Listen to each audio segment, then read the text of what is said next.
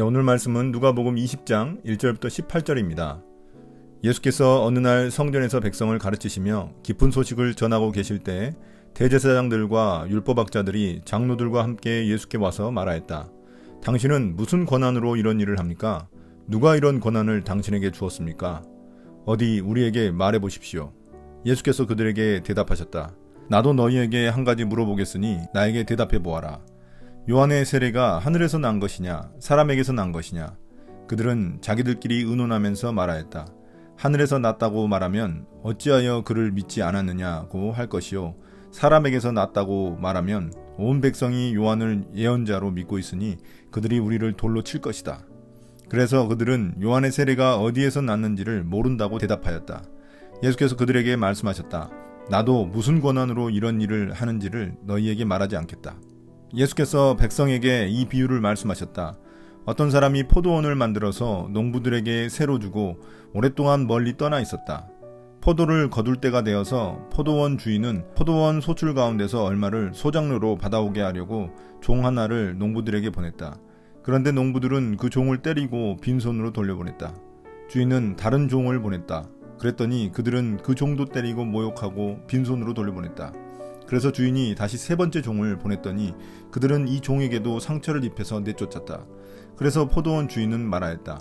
어떻게 할까? 내 사랑하는 아들을 보내야겠다. 설마 그들이 내 아들이야 존중하겠지.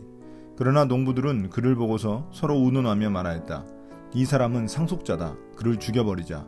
그래서 유산이 우리 차지가 되게 하자. 그리하여 그들은 주인의 아들을 포도원 바깥으로 내쫓아서 죽였다. 그러니 포도원 주인이 그들을 어떻게 하겠느냐? 주인은 와서 그들을 죽이고 포도원을 다른 사람들에게 줄 것이다. 사람들이 이 말씀을 듣고서 말하였다. 그런 일이 없기를 바랍니다. 그때 예수께서 그들을 똑바로 바라보시고 말씀하셨다. 그러면 집 짓는 사람들이 버린 돌이 집 모퉁이의 머릿돌이 되었다 하고 기록된 말은 무슨 뜻이냐? 누구든지 그 돌 위에 떨어지면 그는 부스러질 것이요, 그 돌이 어느 사람 위에 떨어지면 그를 가루로 만들 것이다. 아멘. 예수님은 성전에서 다시 복음을 가르치시다가 유대 지도자들을 만나게 됩니다. 그들은 모두 유대 사회의 최고 통치기관이었던 산헤드린 공회의 대표들이었습니다. 그들의 기득권은 모두 성전에 대한 독점적 권한을 통해 나왔습니다. 그러니 앞서 성전에서 장사치들을 쫓아낸 예수님은 그들에게 눈의 가시 같은 존재였습니다. 그들은 어떻게든 예수님을 없애려고 했습니다. 그래서 예수님께 무슨 권한으로 이렇게 성전에서 가르치냐며 꼬투리를 잡으려 합니다. 예수님이 스스로 하나님의 아들이라고 대답하면 그것을 계기로 신성 모독죄를 뒤집어 씌우려 했습니다. 예수님은 그들의 모든 계략을 아시고는 도리어 그들에게 질문을 던지십니다. 예수님은 요한의 세례가 하늘에서 난 것이냐 아니면 사람에게서 난 것이냐며 묻습니다. 하늘에서 난 것이냐는 말은 하나님이 주신 권한으로 요한이 세례를 준 게 맞냐는 의미입니다.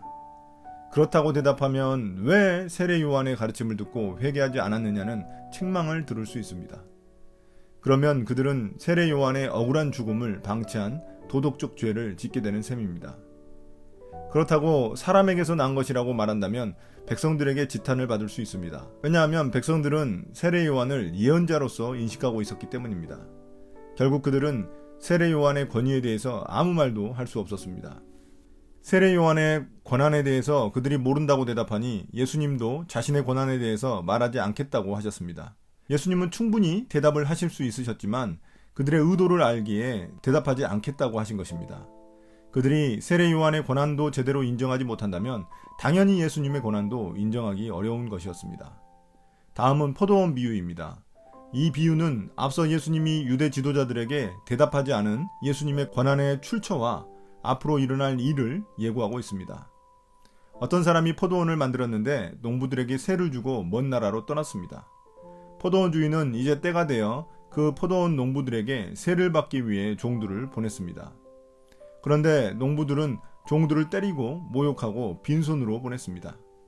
두 번째, 세 번째 종들도 마찬가지였습니다. 결국 주인은 자신의 아들을 보내기로 결심했습니다. 농부들이 자신의 아들만큼은 공경하리라 기대했습니다. 그러나 농부들은 그가 포도원의 상속자임을 알고 그의 재산을 빼앗기 위해 작당하고 그 아들까지도 죽여버렸습니다. 여기서 포도원 농부들은 이스라엘 백성들, 특히 유대 지도자들을 의미합니다. 주인이 보낸 종들은 이스라엘에 보내신 선지자들을, 예언자들을 의미합니다. 마지막에 보낸 아들은 예수님 자신을 의미합니다. 결국 예수님은 앞선 유대 지도자들의 물음에 대해 비유로 답을 하신 것입니다. 예수님의 권한은 하나님 아버지에게서 온 것임을 밝히신 것입니다. 그리고 그들이 하나님의 종인 예언자들을 무시하더니 결국 하나님의 아들 예수님도 어떻게 할지 예고하신 것입니다. 그런데 여기서 이야기가 끝난 게 아닙니다. 이제 화가 난 포도원 주인이 돌아와 아들을 죽인 농부들을 죽이고 포도원을 다른 사람들에게 주게 됩니다. 그럼 질문이 드는 게 왜 처음부터 주인은 자신이 직접 가지 않았을까요? 그러나 주인은 농부들을 믿고 여러 차례 기회를 주며 기다려줬던 것입니다. 심지어 돌아온 종들의 모습을 통해 자신의 아들이 위험할 줄 짐작했습니다. 그럼에도 불구하고 주인은 자신의 아들을 보내 자신의 사랑과 신뢰를 농부들에게 보인 것입니다. 이 이야기는 예수님 자신에게 어떤 일이 일어날지 보여줍니다. 또한 이스라엘의 운명이 어떻게 될지도 보여줍니다. 그들의 고집과 완악함은 심판을 초래하게 됩니다. 그럼에도 불구하고 사람들은 예수님의 이 비유를 알아듣지 못합니다. 그들의 대답은 단지 그런 일이 없기를 바랍니다 였습니다. 이에 대해 예수님은 그들을 똑바로 쳐다보시며 그들의 대답이 틀렸음을 말씀하십니다. 예수님은 집 짓는 사람들의 버린 돌이 집 모퉁이의 머릿돌이 되었다는 이상한 대답을 하십니다. 이 말은 그들이 버린 돌이 오히려 모퉁이 돌이 되어 새로운 집을 짓게 되었다는 말입니다. 이 말은 비유 마지막 부분에 나온 주인이 농부들을 죽이고 그 포도원을 다른 사람들에게 줄 것이라는 말과 동일한 의미입니다. 모퉁이 돌은 집을 지을 때 모퉁이에 처음 놓는 돌로서 가장 반듯하고 중요한 돌입니다. 예수님이 바로 그 모퉁이 돌이 되신다는 것입니다. 그들은 예수님을 핍박하고 죽이겠지만 그 일로 인해 하나님 나라가 세워지는 일이 이루어질 것이라는 의미입니다. 마지막으로 예수님은 누구든지 그 돌 위에 떨어지면 그는 부스러질 것이요 그 돌이 어느 사람 위에 떨어지면 그를 가루로 만들 것이다 라고 하셨습니다. 이 말은 어느 누구도 하나님 나라를 대항할 수 없고 무너뜨릴 수 없다는 의미입니다. 오늘 말씀을 통해 교회 속에서 또한 세상 속에서 또한 가정 속에서 내 권한이 무엇인지 다시금 생각해 보게 됩니다. 남의 자격을 운운하기 전에 제 자격부터 잘 생각해 봐야겠습니다. 내 것조차도 내 것이 아니라 결국 하나님이 맡겨주신 것임을 잊지 말아야겠습니다. 오늘 묵상을 마치겠습니다. 감사합니다.